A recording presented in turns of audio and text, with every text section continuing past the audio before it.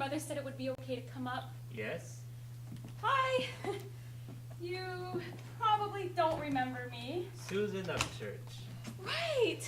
Good for you. We went to high school together. Well, just 1 year. Grade 12. Right. And then I moved away, and we only took one class. History.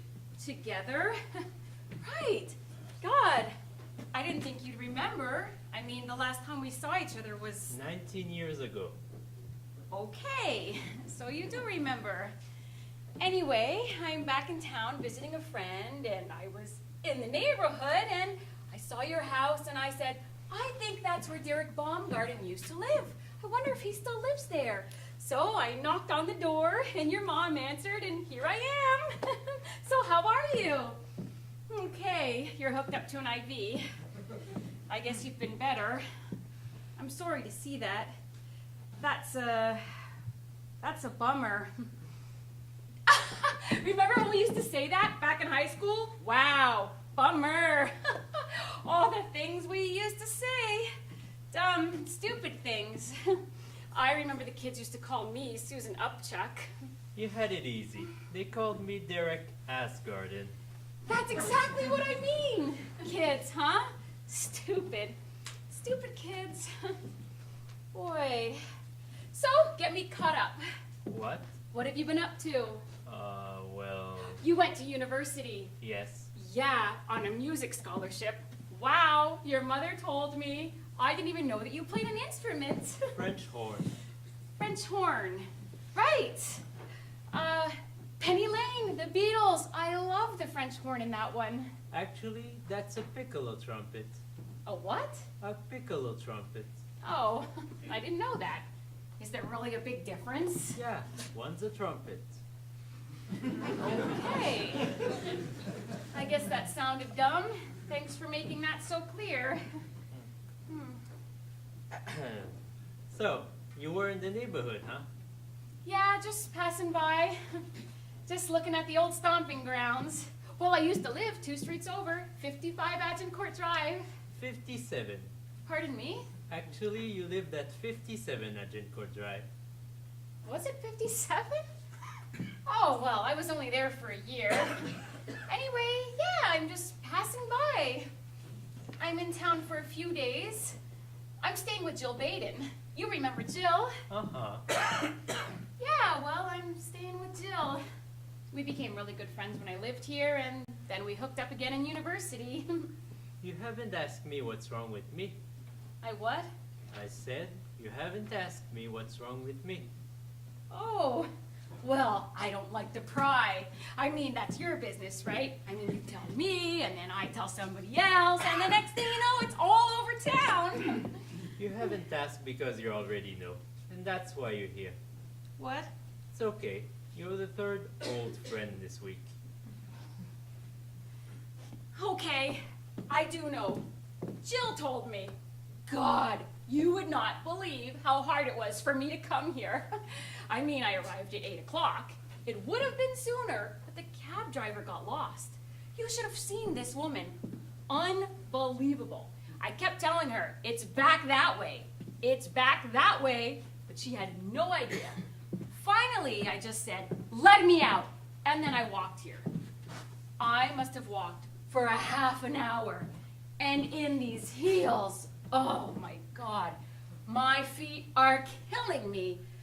Oh, what was I saying? What a rough night you're having. Right. So then, when I got here, I couldn't get up the nerve to knock on the door. So I went and I sat in that coffee shop down the street.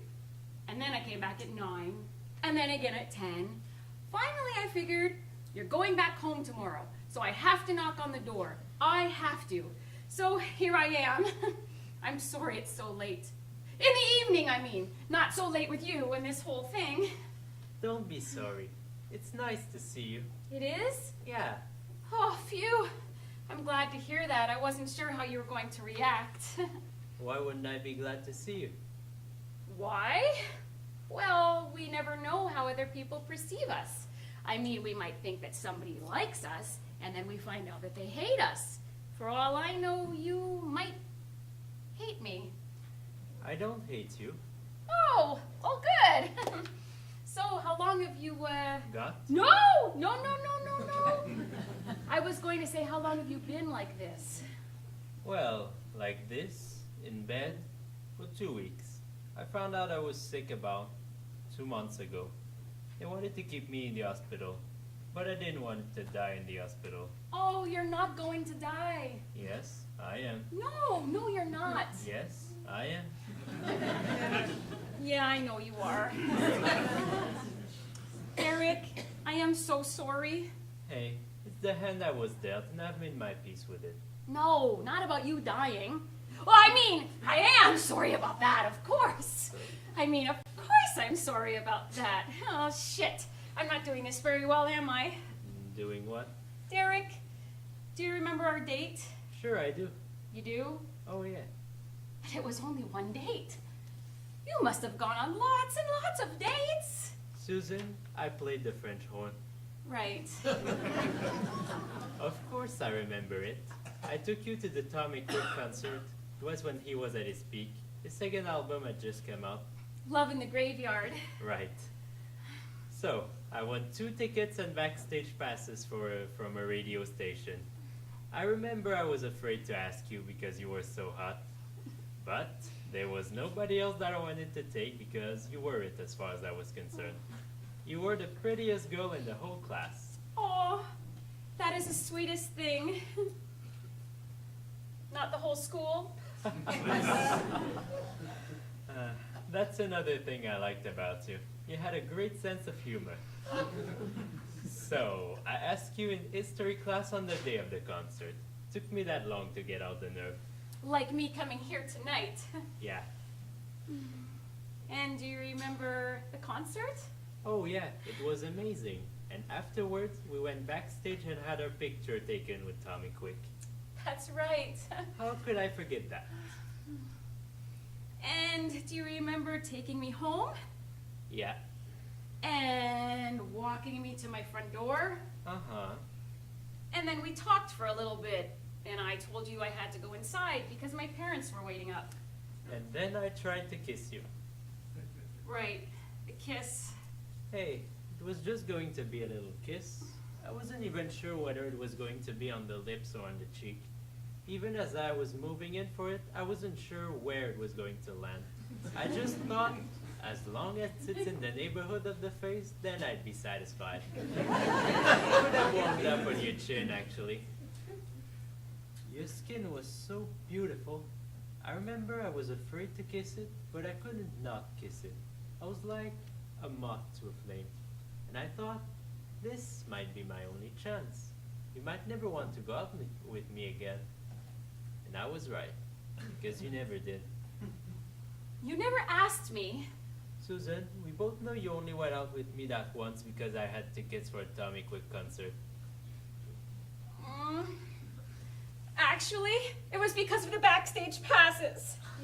Well, at least you're honest about it. I was a kid, Derek. Like I said, kids do stupid things. Uh-huh. Like turning away when you tried to kiss me goodnight. Hey, I don't blame you. I mean, you don't have to kiss a person just because they took you out. You weren't obligated. But I didn't even acknowledge your attempt. I didn't even say, good night, I had a wonderful time. I just turned my back on you. I left you standing there all puckered up like some love-struck idiot. I mean, God, would it have killed me to let you kiss me on the cheek? I mean, how bad could it have been? You know, you can make this quicker just by pinching the ivy hose. No! I'm so sorry. Anyway, the next day I was having lunch in the cafeteria with Jill and some other girls. And I told them about the concert. And I told them about the date. And I told them that you took me home and tried to kiss me. And when they asked me how it was, I said, oh God, I said, even if Derek Baumgarten was the last loser on earth, I wouldn't let him kiss me. And then, when I got up to leave after lunch, I saw that you were sitting at the table right behind me. And I was worried that you might have heard it. And I've always wondered whether or not you did and whether it hurt you. And whether or not it's bothered you all these years like it's bothered me. I see. So? So, Oh, I guess you didn't hear it. actually, what you said was, even if he was the last loser on Earth, I wouldn't let Derek Asgarden kiss me. You heard. I heard. I'm so sorry. That must have been awful for you. It must have destroyed you. Not really. It didn't? Of course not. Oh, why not? Susan, do you think so much of yourself that you figured that you saying something like that would traumatize me, scar me for life? Oh, I didn't think that. Just thought it might have hurt you a little bit. But if it didn't, then fine. It crushed me. It did? I cried myself to sleep in the next 2 nights. Only 2? And on the 3rd night I thought, no, she's the loser, because I'm a nice guy and she missed out. In fact, I wouldn't ask that self-centered witch out again if my life depended on it. Which? Was that a bit harsh? I should say it was. Well, that's what I thought. Well, I'm sorry I hurt you, Derek. I really am. So, that's why you're here, right? To say you're sorry? Because you heard I was dying and you didn't want me to die without apologizing to me and having me forgiven you for what you did so you can clear your conscience, right? Right. Are you a recovering alcoholic or something? Some kind of 12 steps program? No. Good. Because if it was, I wouldn't forgive you. I don't think someone has to tell you to apologize. I think you have to reach on that conclusion on your own. So, do you forgive me? Can I have some time to think about it? Well, that depends. How much time have you got?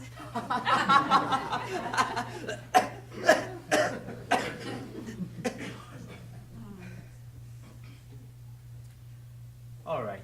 I forgive you. Oh, thank you. And I forgive you for calling me a witch. Thank you. Boy, I feel so much better now.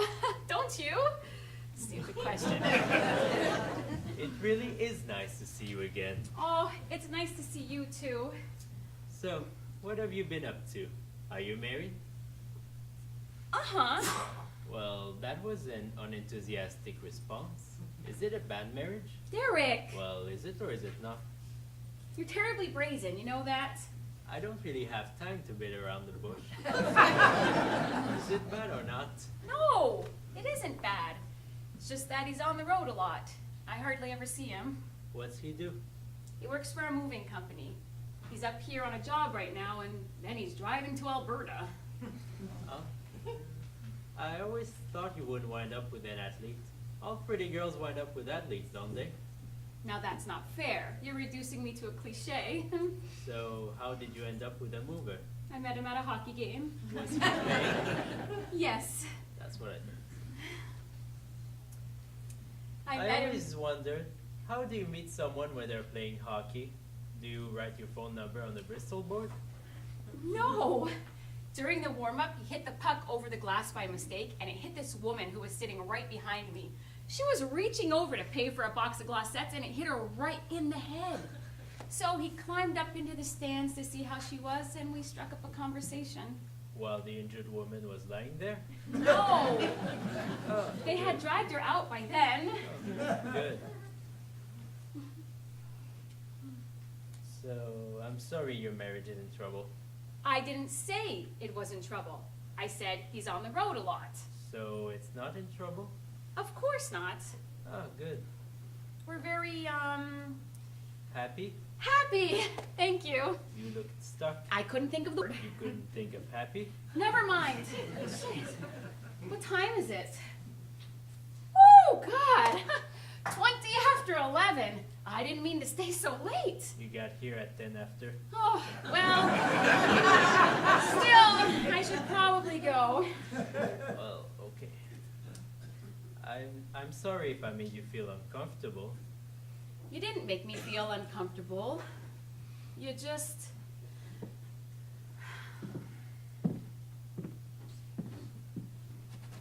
Yes, my marriage is in trouble. I'm not happy. I'm miserable. And I don't know what to do about it. And I can't talk to anybody about it because everybody thinks that we're perfect for each other. And if I tell someone the truth, then I would feel imperfect. And I don't want that. I want everyone to think that I'm happy, Why? because it's all that I've got left. Oh. So you haven't told anyone about this? No. I'm the only one? Yes. Why? Well, that's an honor.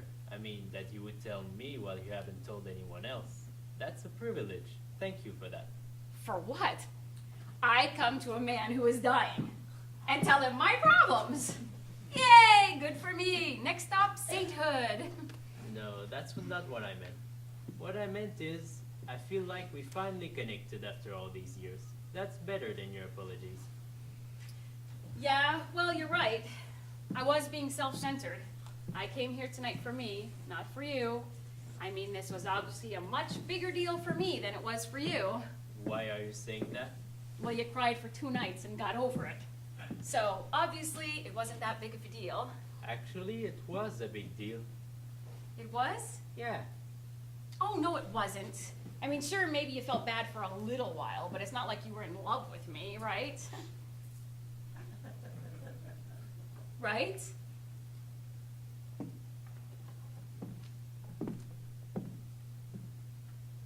Oh my God! That's you and me and Tommy Quick! You saved this? Uh-huh. And you keep it on your bedside table? And you're dying? That is the nicest thing! How do you know I didn't kept it because I like Tommy Quick? Oh, stop it! You kept it because of me! You were in love with me! Yes, I was. Yes, you were! I think I'm going to cry! Look at that! I look good. You know, you can have it if you want. What? Go ahead, take it. No. I insist. No. I want it to stay with you. I want it right here beside you. But I want you to have it. Then I will get it some other time. Okay. Oh, that is so nice. You were in love with me the whole time. So now you like it that I was crushed? I love it. Thank you, Derek. Now I have to get going before I break down completely. Goodbye. Goodbye, Susan. You made me forget for 15 minutes. It's been the best 15 minutes I've had in the past 2 months.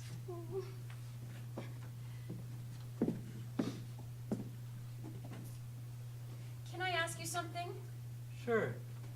I've never known anyone in your situation before. Someone who knows that, you know. That they're dying? Right.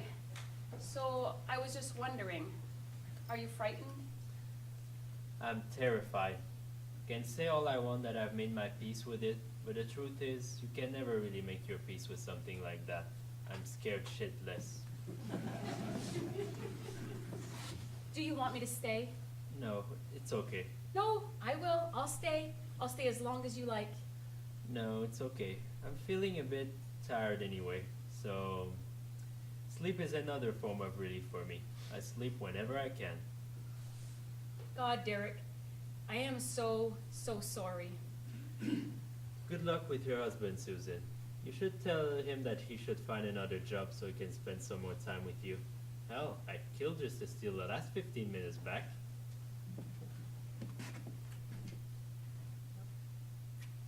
Good night. I had a wonderful, wonderful time.